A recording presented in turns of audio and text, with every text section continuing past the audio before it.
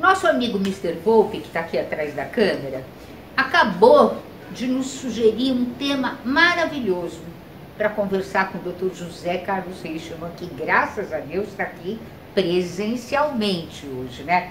Que é o seguinte: o que faz quando a gente falha na hora H? O que faz, doutor? Isabel, é um prazer estar aqui com você novamente. Então eu vou começar abordando esse assunto dizendo por que falha na hora H, né? Essa falha na hora H não é a situação do homem que tem uma disfunção sexual crônica, ou seja, não é a situação do homem que não consegue nunca ter uma ereção. Esse homem deve procurar um médico, um urologista, um sexologista e avaliar por que ele nunca consegue ter uma ereção. Muitas vezes a causa é orgânica, muitas vezes tem a ver com diabetes, muitas vezes tem a ver com arteriosclerose. Então, não é o caso daquele homem que falha normalmente, que ele sabe que não vai funcionar. Nós estamos falando de outro homem, nós estamos falando daquele homem que normalmente funciona bem. Ele tem uma segurança de que ele tem um bom funcionamento sexual e ele vai para uma experiência sexual, tá tudo bem, legal, funcionando, e de repente, puf, né? De repente não funciona, de repente para de funcionar. Né? Então, vamos, primeira questão que se coloca: por quê? Um homem que normalmente funciona bem, ele para de funcionar como um acontecimento inesperado. Provavelmente nós estamos falando de uma situação emocional. Dificilmente nós estamos falando de uma situação orgânica, física. Por quê? Porque a situação orgânica física ela vai se instalando devagarinho, o homem vai começando a falhar toda vez devagarinho e isso vai piorando, né? Ele começa a falhar uma vez, duas, três, 10, 20 e isso vai piorando e só piora. Isso tem a ver com um problema físico, que realmente precisa de uma assistência médica, um urologista para resolver. Mas aquele homem que normalmente está funcionando bem, ele está acostumado a funcionar bem, e de repente, como um acidente, uma coisa inesperada, ele não funciona. Provavelmente aconteceu uma situação emocional. Sim, mas que tipo de situação emocional? Né? Ansiedade. Ansiedade é a principal situação emocional. Ou medo de insegurança com relação ao desempenho. Estamos falando a mesma coisa, Isabel? Em outras palavras. Ansiedade e medo é a mesma coisa. Né? Por quê? Porque medo é o nome da emoção. Né? Ansiedade é o nome do sentimento. Então, a emoção do medo dá um sentimento de ansiedade. Né? Ansiedade e medo são dois nomes para a mesma coisa. Né?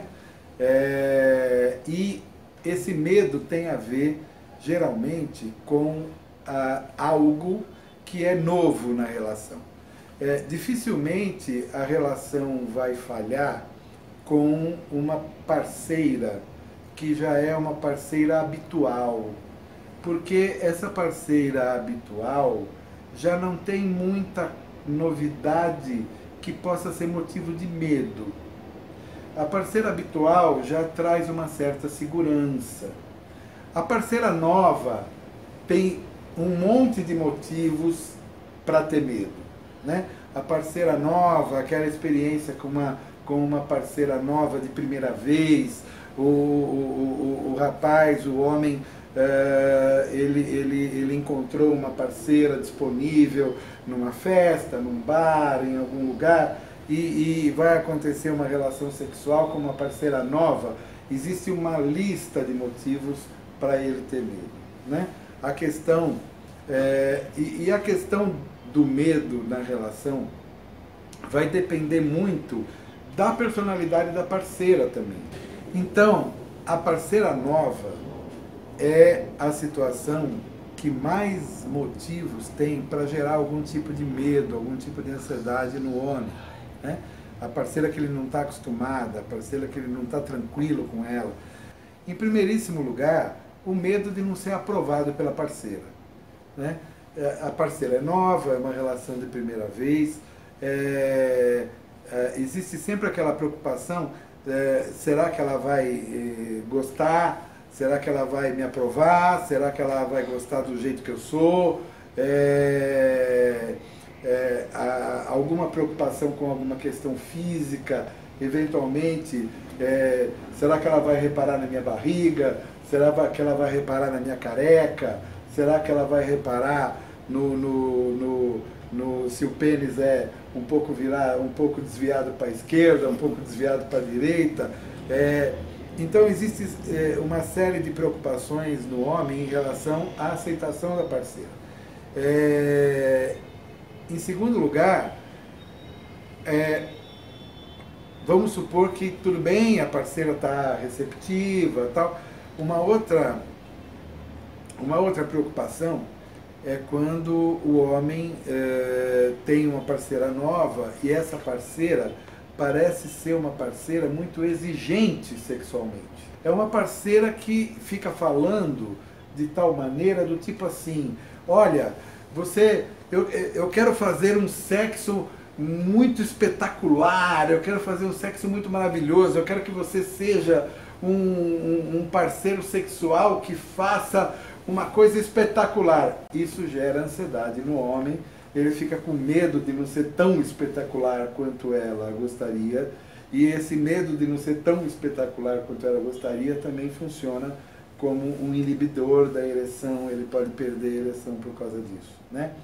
Mas vamos supor que tudo bem, a parceira não foi tão exigente, e a relação começou, e aí no meio da relação pode acontecer uma perda da ereção. Às vezes porque a reação da parceira gera no homem a impressão de que ela não está gostando, gera no homem a impressão de que ela pode estar se sentindo desconfortável. Uma coisa interessante, existem algumas mulheres que, quando tem um alto nível de excitação sexual, elas choram. Isso não é difícil de acontecer, isso é frequente.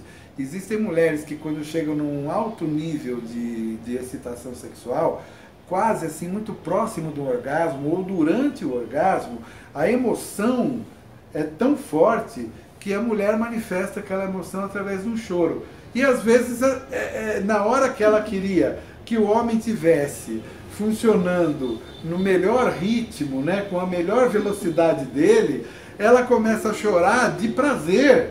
E o cara perde a ereção, o cara falha, porque ele acha que ela está chorando de tristeza, de lamentando, né? Chorando porque está muito ruim o desempenho do homem. Então, esse tipo de coisa pode provocar, né? E só para a gente finalizar, uma situação que é muito frequente também na falha na hora H, eu quis dar uma importância maior nesta minha fala para as questões emocionais, mas seria incorreto da minha parte se eu não falasse de uma questão física, né, de uma questão química, que é absolutamente frequente, que é a questão do álcool. É muito frequente, durante uma primeira vez, uma parceira nova, é muito frequente que o começo da brincadeira sexual seja regada a doses generosas de alguma bebida alcoólica, né? E é importantíssimo, homem, lembrar que é uma má escolha,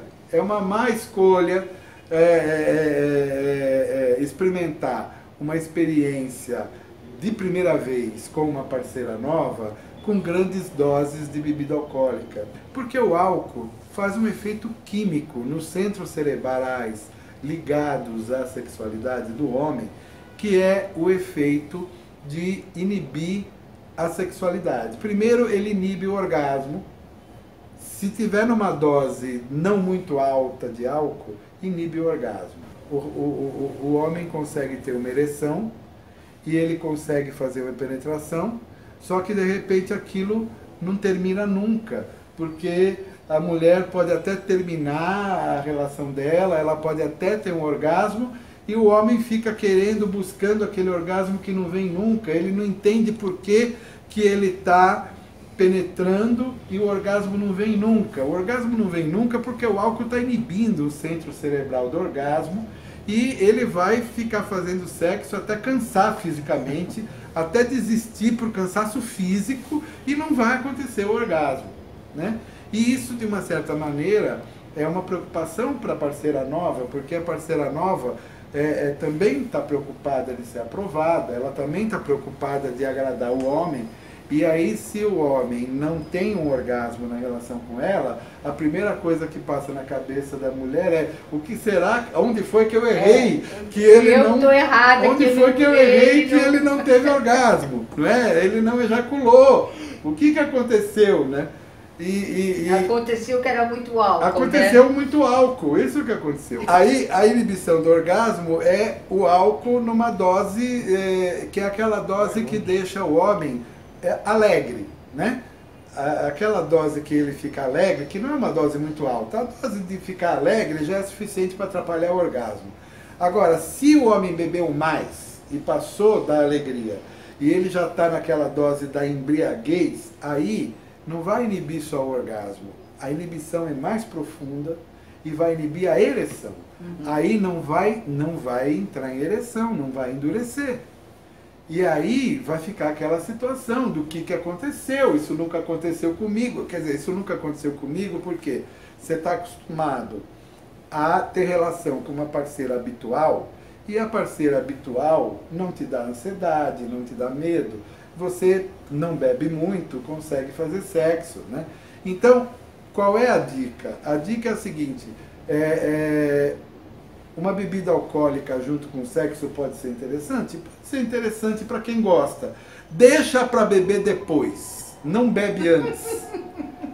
Fique esperto. Um uísque antes de um cigarro depois? Não é mais isso. O uísque antes e o cigarro depois é uma péssima ideia. É um péssimo conselho. O uísque antes e o cigarro depois, nunca. Esqueça isso. O cigarro nunca, porque cigarro mata. Nunca. E o uísque depois. Eu recomendo que, se você quiser beber alguma coisa, deixe para beber depois. Não beba antes, que você vai ter um resultado melhor. Essa é a minha recomendação. Ótimo, Dr. Richman, muito obrigada. Foi uma conversa muito esclarecedora essa. Um abraço. Um abraço, Isabel.